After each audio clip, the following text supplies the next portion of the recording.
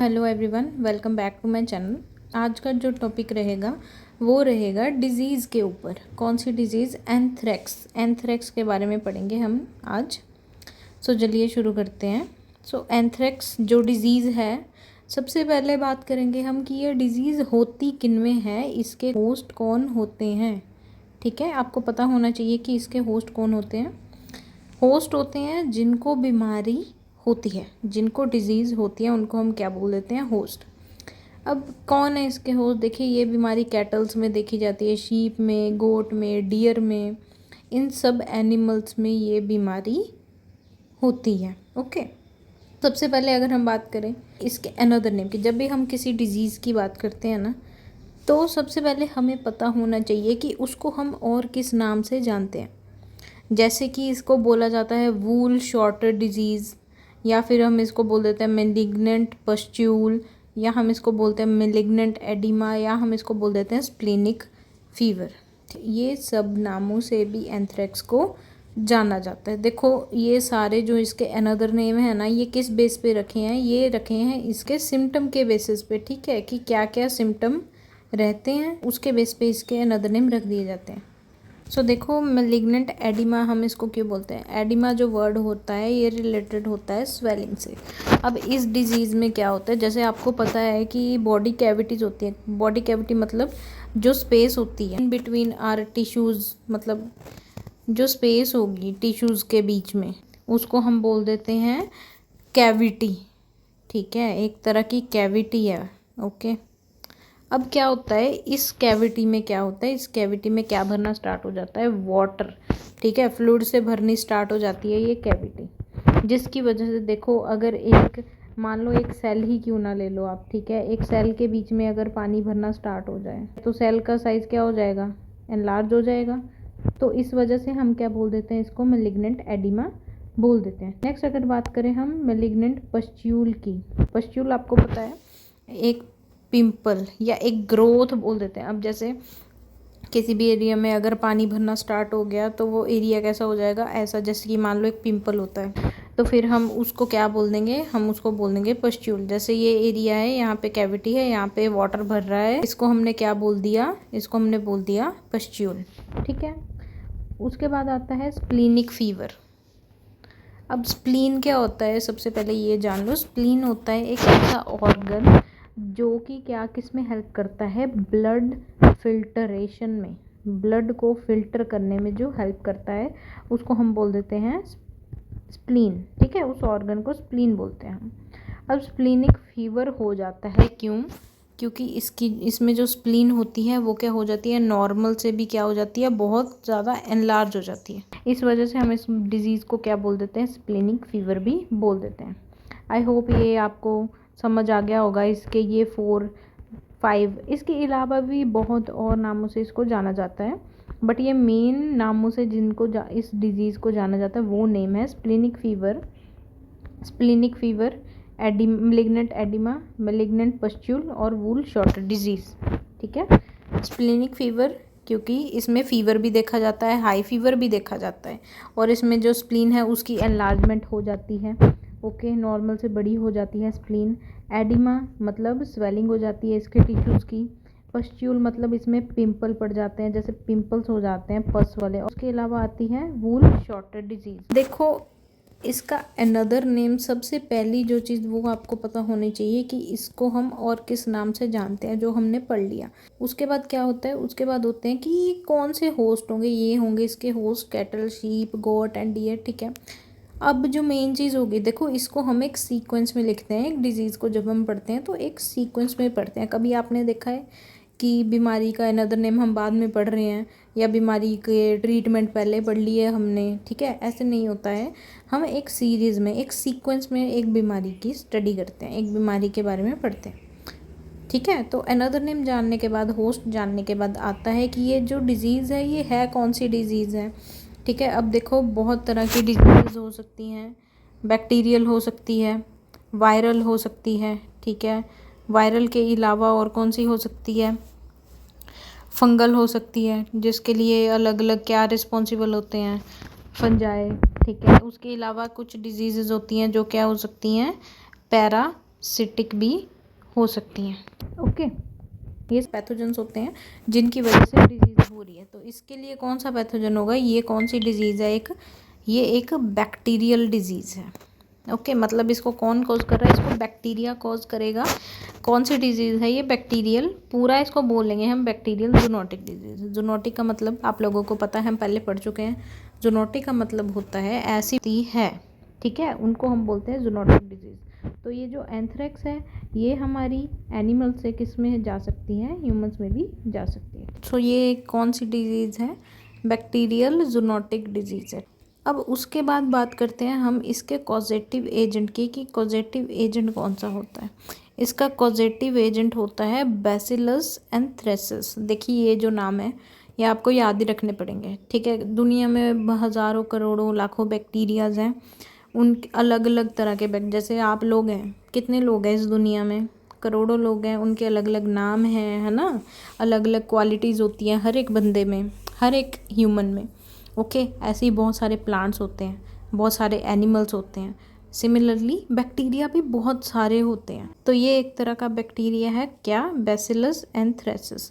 देखो जब भी हम एक साइंटिफिक नेम को लिखते हैं तो आप उसमें उसका फर्स्ट जो अल्फ़ाबेट है वो कैपिटल डालते हो, और जो सेकंड होता है वो हमेशा स्मॉल डालते हो, ठीक है। और क्या करते हैं हम, इनको अंडरलाइन भी करते हैं, इनको अलग अलग अंडरलाइन किया जाता है। बट आपको अगर इतना भी याद नहीं रखना है तो सिर्फ इतना याद रखिए कि इसका फर्स्ट वर्ड होगा जो वो कैपिटल होगा, और जो सेकंड होगा वो हमेशा स्मॉल से स्टार्ट होगा, ठीक है। तो इसका साइंटिफिक नेम क्या है, साइंटिफिक नेम है ये इसका, ये जो बैक्टीरिया एंथ्रेक्स कर रहा है उसका साइंटिफिक नेम क्या है, बैसिलस एंथ्रेसिस। यहाँ पे ए स्मॉल आएगा। उसके बाद बात करेंगे इस बैक्टीरिया की ही बात करेंगे। फ़िलहाल हम बात कर रहे हैं कि ये डिज़ीज़ हो कैसे रही है। आपको पता लग गया अब कि ये डिज़ीज़ कैसे हो रही है, ये एक बैक्टीरिया की वजह से हो रही है जिसका नाम है बैसिलस एंथ्रेसिस। ओके, अगर हम इस बैक्टीरिया की बात करें कि बैक्टीरिया बीमारी फैला कैसे रहा है, हमने बोला ना कि ये ह्यूमंस में भी हो सकती है, ये और किस में हो सकती है, ये एनिमल्स में भी हो सकती है, ठीक है, हमने बोला। अब इनमें ये बीमारी आ कहाँ से रही है, जो बैक्टीरिया होगा सबसे पहले। देखो बैक्टीरियाज कहाँ प्रेजेंट होते हैं, हमने पहले भी डिस्कस किया है कि बैक्टीरिया कहाँ प्रेजेंट होते हैं। बैक्टीरिया, वायरस, फंगस, ये ज़्यादातर कहाँ प्रेजेंट होते हैं, जहाँ पे जो एनवायरनमेंट है वो कैसा होगा, वो एनवायरनमेंट कैसा होगा, कॉन्टेमिनेटेड, ठीक है। कॉन्टेमिनेटेड मतलब गंदा एनवायरनमेंट। ओके, जहाँ पे भी कॉन्टेमिनेटेड फीड, कॉन्टेमिनेट वाटर होगा, ठीक है, वहाँ पे अगर हमारा ये एनिमल फीड कर गया, उसने उस गंदा खाने को खा लिया, उसने उस गंदे पानी को पी लिया, जहाँ पे भी गंदगी होगी वहाँ पे बैक्टीरिया, वायरस, फंगस, ये सारी चीज़ें होंगी। तो अगर ये कहाँ पे फीड कर रहा है, किसी गंदी फीड पे, कॉन्टेमिनेटेड फीड या कॉन्टेमिनेटेड वाटर पे फीड कर रहा है, तो बहुत तरह के बैक्टीरिया जो उसके अंदर जा सकते हैं। ये तो था इसका पहला कारण, पहले किससे हो जाएगा, ये कॉन्टेमिनेटेड फीड एंड वाटर से हो जाएगा, ठीक है। अब सेकंड चीज़ ये और किससे हो सकता है, एक तो फीड एंड वाटर हो गया। ये जो बैक्टीरिया है ना बैसिलस, ये क्या करता है, स्पोर बनाता है। जैसे मान लो ये आपका बैक्टीरिया है, ये बैक्टीरिया रॉड शेप का होता है, ये बैक्टीरिया है, ये क्या बनाएगा, देखो हर एक ऑर्गेनिज्म जिसने कि क्या कुछ ना कुछ प्रोड्यूस करते हैं, वैसे बैक्टीरिया भी क्या बनाते हैं, स्पोर्स बनाते हैं। जैसे ये ऐसे होते हैं स्पोर्स, ठीक है, स्फेरिकल शेप के स्पोर्स होते हैं। अब ये जो बैक्टीरिया है ना, इस बैक्टीरिया ने क्या बना दिए, इस बैक्टीरिया ने क्या बना दिए, अलग अलग क्या बना दिए, स्पोर्स बना दिए। अब ये स्पोर्स का मेनली काम क्या होता है, देखो बैक्टीरिया जहाँ भी प्रेजेंट है उसने स्पोर्स तो बना दिए, ओके, बट अब ये स्पोर्स कहीं भी बना सकता है। देखो पानी में हमने बात की ना, कहाँ होते हैं ये बैक्टीरिया कहाँ हो सकते हैं, देखो या तो ये बैक्टीरिया कहाँ हो सकते हैं, पानी में हो सकते हैं, या तो ये बैक्टीरिया कहाँ हो सकते हैं, सॉइल में हो सकते हैं, मतलब मिट्टी में, ठीक है, या तो ये बैक्टीरिया कहाँ हो सकते हैं, फीड में हो सकते हैं। अब ये स्पोर्स बना रहा है, स्पोर्स जो है वो इतने रेजिस्टेंट होते हैं, इनके जो स्पोर्स के पास एक कवरिंग होती है, प्रोटेक्टिव कवरिंग होती है। ये कवरिंग चाहे मान लो कैसी भी कंडीशन हो, चाहे बहुत कोल्ड हो, ओके, चाहे बहुत ही ज़्यादा क्या हो, चाहे बहुत ही ज़्यादा गर्मी हो, एक्सट्रीम टेम्परेचर हो, ठीक है, चाहे जैसा मर्जी एनवायरनमेंट हो इसके पास। अब ये क्या है, प्रोटेक्टिव है, क्योंकि इसके बाहर क्या है, एक प्रोटेक्टिव लेयर है जो इसको क्या कर रही है, बचा रही है बाहर के एनवायरनमेंट से। तो अब क्या ये रेजिस्टेंट, इसी को बोलते हैं रेजिस्टेंट, कि कैसा भी एनवायरनमेंट हो वो उस एनवायरनमेंट में सरवाइव कर पाएगा। तभी हमने यहाँ पे बोला कि ये जो बैक्टीरिया है ये क्या करता है, बहुत लंबे टाइम के लिए सरवाइव कर सकता है, चाहे ये पानी में पड़ा है, चाहे ये कहाँ है, चाहे ये सॉइल में है, ओके। तो वहाँ पे जब तक कि इसको कोई एक होस्ट नहीं मिलेगा तब तक ये वहाँ पे ऐसे ही एज इट इज़ रहता रहेगा। अगर आपने इसके करैक्टर्स बताने हैं तो आप लोग बता सकते हैं कि ये स्पोर प्रोड्यूस करता है, जिन स्पोर्स के बाहर क्या होती है, कवरिंग होती है जो कि उसको प्रोटेक्ट करती हैं बाकी की बाहर के एनवायरनमेंट से। सो ये तो बेसिक था कि कौन सा बैक्टीरिया है, कौन सा उसका एजेंट है, क्या उसके होस्ट हैं, किस नाम से हम उसको जानते हैं, ये सब हमने पढ़ लिया। तो नेक्स्ट हम बात करेंगे मेन चीज़ की, इसके साइंस की और सिम्टम्स की। क्या देखो, साइन जो हमारी बॉडी क्या देती है, इंडिकेशंस देती है, ठीक है, कि ये डिजीज़ हो सकती है, उसको हम बोलते हैं साइन। सिम्टम यानी कि लक्षण, ओके। तो हम इसके सिम्टम्स देखेंगे। सबसे पहले इसके सिम्टम क्या होंगे, देखो एनिमल की जो बॉडी होती है उसमें कितनी सारी नेचुरल ओपनिंग्स होती हैं। नेचुरल ओपनिंग की मतलब आपकी बॉडी में नेचुरल ओपनिंग कौन सी है, जैसे आपका नोज़ है, आपके क्या है, ईयर्स हैं, उसके बाद उसकी जो भी नेचुरल ओपनिंग होगी तो वो ओपनिंग से क्या आता है, ब्लड आता है, ब्लीडिंग होती है उन नेचुरल ओपनिंग से। और वो ब्लीडिंग किस कलर की होगी, ब्लीडिंग बहुत ही ज़्यादा डार्क कलर की होगी। ये इसका मेन सिम्टम है इस डिजीज़ का। अगर हम बात करें और सिम्टम्स की, इसमें क्या क्या और क्या साइंस देती है बॉडी, तो इसमें क्या देखा जाता है, हाई फीवर देखा जाता है। कितना हाई फीवर, 106 से 107 डिग्री फ़ारेनहाइट। डिग्री फ़ारेनहाइट याद रखिए, नॉट डिग्री सेल्सियस। 106 से 107 डिग्री फ़ारेनहाइट तक टेम्परेचर इसका इंक्रीज़ हो जाता है। अगर आपको डिग्री सेल्सियस से डिग्री फ़ारेनहाइट या डिग्री फ़ारेनहाइट से डिग्री सेल्सियस निकालना है तो उसके लिए एक वीडियो मैंने सबसे पहले शॉर्ट्स में डाली है, आप लोग वो चेक कर सकते हैं कि कैसे हम कन्वर्ट कर सकते हैं डिग्री सेल्सियस से डिग्री फ़ारेनहाइट और वाइस वर्सा। उसके बाद आता है हमारा ट्रांसमिशन, जो मैंने आपको बताया कि ये बीमारी फैलती कैसे, वो आपको पता है, बता चुकी हूँ मैं। Food and water, contaminated food and water, गंदा खाना, गंदा पानी। और किससे फैलेगी, देखो सॉइल से भी फैल सकती है, क्योंकि जो स्पोर्स होंगे है ना, वो कहाँ प्रेजेंट हो सकते हैं, और वो सॉइल में भी प्रेजेंट हो सकते हैं। तो सॉइल से फैल सकती है, या फिर किससे फैल सकती है, एयर से, एयर से भी फैल सकती है। स्पोर्स कहीं भी पाए जा सकते हैं, चाहे एयर होगी, चाहे ये क्या होगी, ये सॉइल के नीचे, सॉइल के ऊपर, ठीक है, चाहे कहाँ भी, कहीं भी, ओके, एनवायरनमेंट में कहीं भी जहाँ पे गंदा एनवायरनमेंट है, ओके। अगर शीप में ये बैक्टीरिया है, ये बैक्टीरिया उसकी पूरी बॉडी के अंदर भी होगा, और ये जो स्पोर्स होंगे इस बैक्टीरिया के, ये उसके वूल में भी पाए जाएंगे, ठीक है। मतलब ओवरऑल सारा बैक्टीरिया उसकी पूरी बॉडी में स्प्रेड करेगा, जिसको एक बीमारी हो रखी है, चाहे उसकी बॉडी के अंदर, चाहे उसकी बॉडी के बाहर। तो जब भी हम क्या करते हैं, उसकी वूल काटते हैं, तो हम एक प्रिकॉशन हमेशा यूज़ करते हैं कि हम ग्लव्स पहने और मास्क पहने प्रॉपर, ठीक है, वरना वो उसमें जो स्पोर्स हैं वो किस में आ जाएंगे, फिर वो ह्यूमंस में आ जाएंगे। तो ये है इसका क्या, ट्रांसमिशन। जो ट्रांसमिशन था वो तो हमने पढ़ लिया कि हाँ उसके कैसे बीमारी फैली और कैसे उसके सिम्टम्स हमें दिखे एनिमल में। बट अगर हम बात कर रहे हैं ना कि ये बीमारी एनिमल से ह्यूमन में भी आ सकती है, तो अगर ये ह्यूमंस में आ गई फिर क्या क्या सिम्टम्स हमें दिखेंगे। देखो अलग अलग सिम्टम्स होते हैं।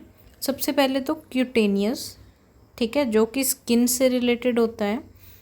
सेकंड आता है पल्मोनरी, जो कि लंग्स से रिलेटेड होगा। और इंटेस्टाइनल, आपको पता है इंटेस्टाइन के रिलेटेड होगा, ठीक है। तो इसको हम डिस्कस करते हैं। सबसे पहले सबसे पहले हम देखते हैं क्यूटेनियस। अगर हम क्यूटेनियस को देखें, क्यूटेनियस किसके रिलेटेड होती है? क्यूटेनियस रिलेटेड होती है विद स्किन। तो स्किन के नीचे क्या होती है? बॉडी कैविटी होती है, जो कि किससे भरनी स्टार्ट हो जाती है? वाटर से भरनी स्टार्ट हो जाएगी। जैसे मान लो ये स्किन है, स्किन के नीचे की कैविटी में पानी भरना अगर स्टार्ट हो गया, ठीक है, इस कैविटी में अगर पानी भरना स्टार्ट हो गया तो ये क्या हो जाएगा? ऑब्वियस सी बात है, इसका साइज़ कैसा हो जाएगा? नॉर्मल से ऐसा, ठीक है। तो इसको क्या बोल देंगे हम? पस्ट्यूल।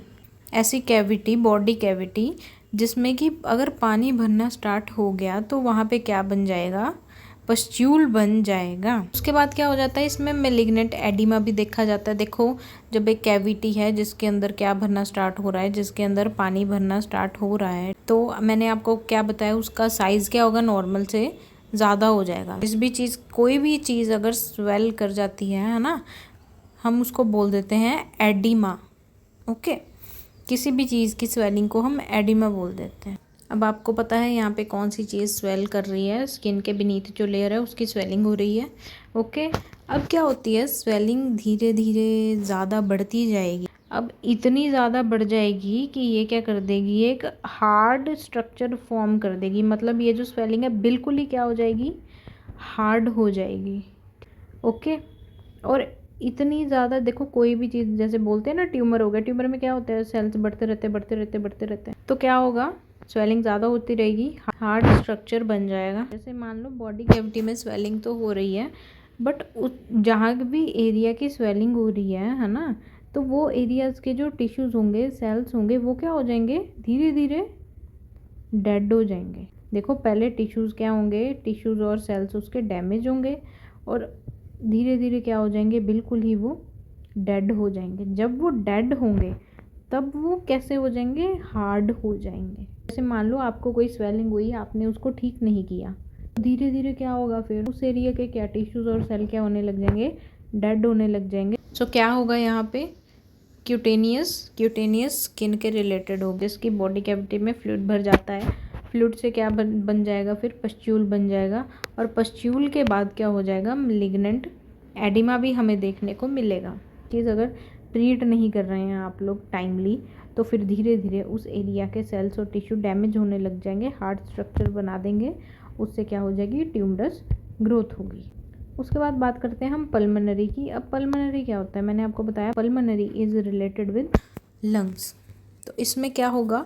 लंग्स भी अफेक्ट होंगे। देखो, स्किन तो अफेक्ट हो रही थी, अब यहाँ पे कौन और क्या चीज़, ऑर्गन अफेक्ट हो रही है? यहाँ पे लंग्स भी अफेक्टेड हो रहे हैं। अब लंग किसके लिए रिस्पॉन्सिबल होते हैं? रेस्पिरेशन के लिए, मतलब सांस लेने के लिए। तो अगर लंग्स ही अफेक्ट हो गए तो उसको सांस अच्छे से आएगी? नहीं आएगी। इस टर्म को हम बोलते हैं डिस्पनिया। डिस्पनिया का मतलब शॉर्टनेस ऑफ ब्रेथ, ठीक है, शॉर्टनेस ऑफ ब्रेथ। मतलब इसमें क्या होगा? जो सांस होगी वो उसको अच्छे से नहीं आएगी। क्यों? क्योंकि लंग्स में भी क्या भरना स्टार्ट हो जाएगा। देखो, स्किन के नीचे की कैविटी में अगर फ्लूइड भर रहा है तो उसके लंग्स में भी क्या भरना स्टार्ट हो जाएगा? फ्लूइड डिपोजिशन होने लग जाएगी। उसको कफ हो सकता है, उसको क्या हो सकता है? स्नीजिंग हो सकती है, ठीक है, उसको नेज़ल डिस्चार्ज हो सकता है, ठीक है, ये सारे सिम्टम्स देखने को मिलेंगे। उसके बाद आता है हमारा intestinal. So intestine is related with intestine. जब ये बैक्टीरिया स्किन में एंटर किया, स्किन से लंग में एंटर किया, अब लंग से मान लो बैक्टीरिया कहाँ एंटर कर रहा है? इंटेस्टाइन में एंटर कर रहा है। तो ये क्या कर देगा? इंटेस्टाइन को डिस्ट्रॉय कर देगा। ओके, इंटेस्टाइन में क्या होता है? मेनली जो खाना होता है, ठीक है, स्मॉल इंटेस्टाइन, लार्ज इंटेस्टाइन, वो दोनों को क्या करता है? ये डैमेज करता है। खाना डाइजेस्ट ही नहीं हो पाएगा प्रॉपर। खाना डाइजेस्ट नहीं होगा तो क्या होगा? इनडाइजेशन होगी, अल्सर्स हो जाएंगे, डायरिया हो जाएगा। डायरिया भी कैसा होगा? डायरिया भी इसमें ब्लडी डायरिया देखने को मिलेगा आपको। डायरिया कैसा होगा? ब्लडी डायरिया होगा। अब ये क्या होती है? जो इंटेस्टाइन होती है, देखो हर चीज़ को कोई ना कोई और चीज़ प्रोटेक्ट करती है। तो इंटेस्टाइन में कौन सी मेम्ब्रेन होती है? एक म्यूकस मेम्ब्रेन होती है। अब ये म्यूकस मेम्ब्रेन उसको बचा रही थी, उसके इंटेस्टाइन को। अब ये म्यूकस मेम्ब्रेन को ही डैमेज कर देगा तो इंटेस्टाइन उसकी सही रहेगी? नहीं रहेगी। तो उसके इंटेस्टाइन में क्या हो जाएंगे? अल्सर्स हो जाएंगे। ओके, अब उसको भूख भी नहीं लगेगी। अब जैसे मान लो डायरिया होगा, उसको डायरिया होगा, वीकनेस होगी। डायरिया भी कैसा होगा? ब्लडी डायरिया होगा। ओके। उसके बाद आपने सुना होगा अल्सर्स हो जाते हैं, अल्सर हो जाएंगे। उसके बाद उसको भूख भी नहीं लगेगी। और यहाँ पे इंटेस्टाइनल हेमरेज भी देखने को मिलेंगे। इंटेस्टाइनल हेमरेज यानी कि हेमरेजेस हम बोलते हैं कट्स को। उसके इंटेस्टाइन में भी क्या लग जाएंगे? कट्स लग जाएंगे। तो ये 3 सिम्टम्स थे। पहले कौन सा है? क्यूटेनियस, स्किन के रिलेटेड। फिर आता है पल्मोनरी जो लंग्स को अफेक्ट करता है, इंटेस्टाइन जो इंटेस्टाइन को अफेक्ट कर देगा। उसके बाद मैंने आप लोगों को बताया था कि स्प्लीन भी क्या हो जाती है, इसमें एनलार्ज हो जाती है, उसको हम बोल देते हैं स्प्लीनोमीगैली। तो ये थे इसके सिम्टम्स। अब बात करेंगे कि इसको हम डायग्नोस कैसे कर सकते हैं। देखिए बहुत सारी टेक्निक्स होती हैं डायग्नोस करने की। अब देखो आपने डायग्नोस करना है, मतलब एक बीमारी को पहचानना है कि बीमारी सच में है। तो आप बीमारी को कैसे पहचानोगे? आप उसको पहचानोगे उसके सिम्टम्स से। ठीक है, डायग्नोस का मतलब होता है बीमारी को पहचानना।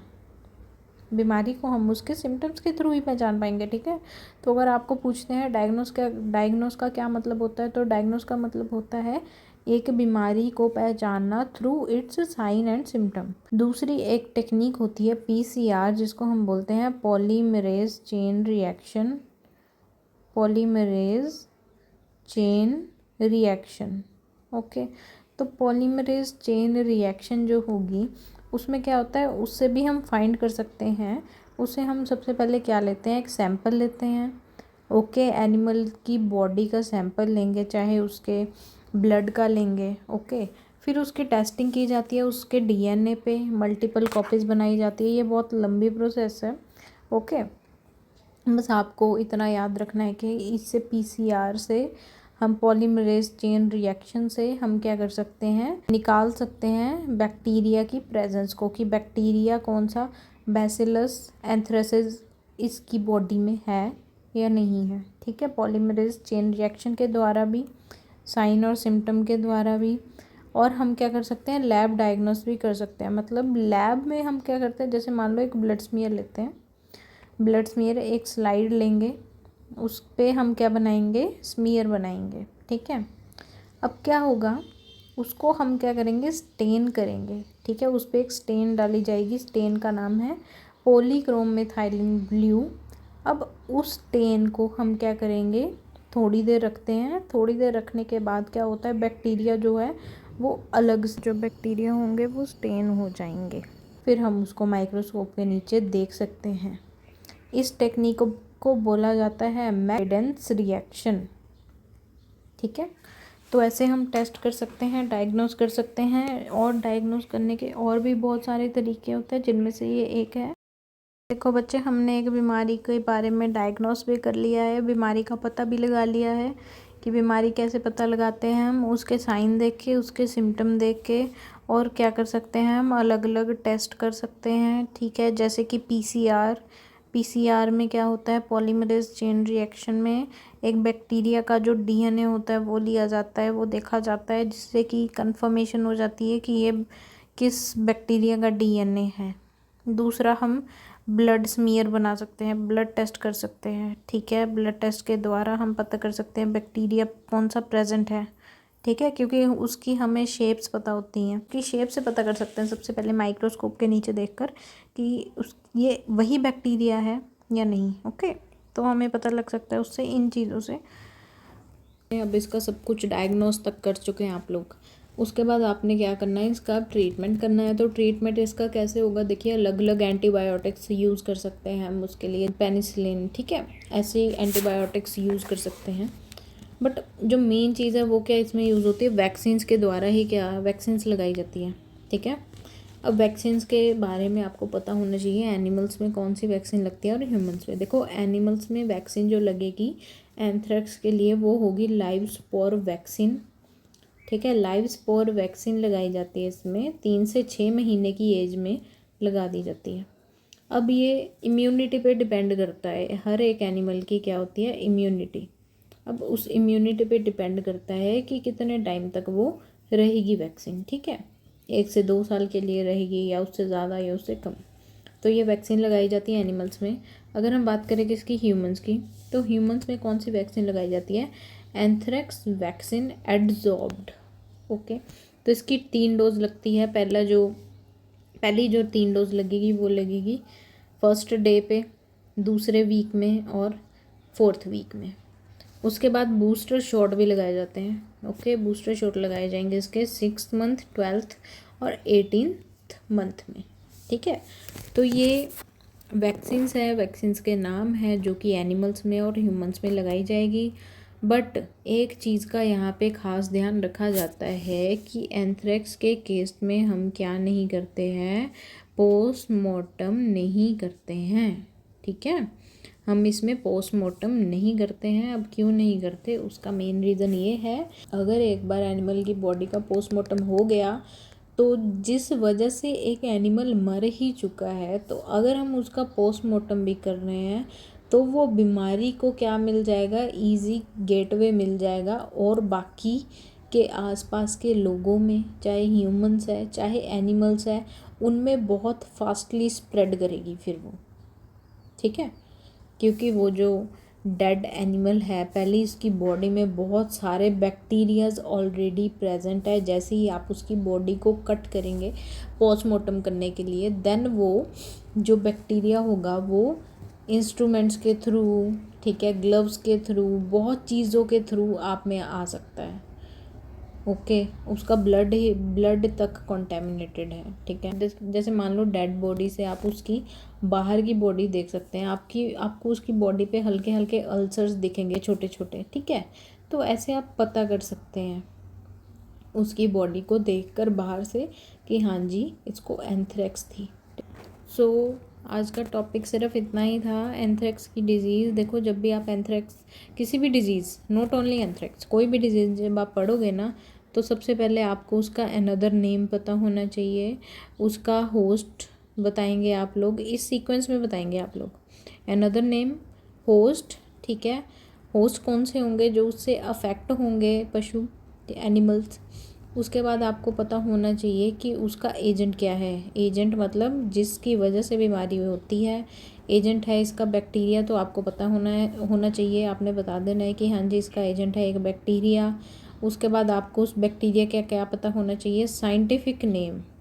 ठीक है, उस बैक्टीरिया का आपको साइंटिफिक नेम पता होना चाहिए, जैसे बैसिलस एंथ्रेसिस। ठीक है, first capital second always small, इसको कभी भी जोड़ के नहीं लिखना है, इकट्ठा नाम नहीं लिखना है, इसमें स्पेस देनी है आपने। ठीक है, ये पता होना चाहिए। उसके बाद आप बात करोगे कि ये बीमारी फैली कैसे, कंटेमिनेटेड फीड एंड वाटर से फैली। ठीक है, ट्रांसमिशन मतलब फैली कैसे ये बीमारी। ठीक है, through contaminated feed and water या फिर थ्रू स्पोर्स फैल रही है बीमारी। ठीक है, या थ्रू स्पोर्स फैलेगी, एयर के थ्रू, सॉइल के थ्रू, क्योंकि उनमें क्या प्रेजेंट होंगे, स्पोर्स प्रेजेंट होंगे। ठीक है, तो ये सब कुछ आप लोगों को पता होना चाहिए। उसके बाद आपने इसके सिम्टम्स बताने हैं। सिम्टम्स पहले आपने किन में बताने हैं, सिम्टम इसके पहले आप बताएंगे एनिमल्स में, फिर आप बताएंगे ह्यूमंस में। ठीक है, फिर आप बताएंगे कि इसका ट्रीटमेंट, इसको डायग्नोस कैसे करते हैं। ठीक है, इस बीमारी का हम पता कैसे लगा सकते हैं, उसके सिम्टम देख के, ऑब्वियस सी बात है, आपको बताया था मैंने। या फिर हम क्या कर सकते हैं, कुछ टेस्ट कर सकते हैं जिससे कि हमें कंफर्मेशन हो जाएगी कि बैक्टीरिया बॉडी में प्रेजेंट है या बॉडी में प्रेजेंट नहीं है। ठीक है, उसके बाद आता है इसका ट्रीटमेंट। ट्रीटमेंट के लिए इसको क्या दी जाती है, अलग अलग वैक्सीन्स दी जाती है। अगर बीमारी हमें अर्ली एज में पता लग गई है ना, तो हम उसके लिए हम क्या दे सकते हैं, एंटीबायोटिक्स दवाइयाँ, एंटी बैक्टीरियल मेडिकेशंस दे सकते हैं इसको। ठीक है, तो आज के लिए सिर्फ इतना ही। आई होप आप सबको ये टॉपिक समझ में आ गया होगा, एंथ्रेक्स। ठीक है, so thank you so much.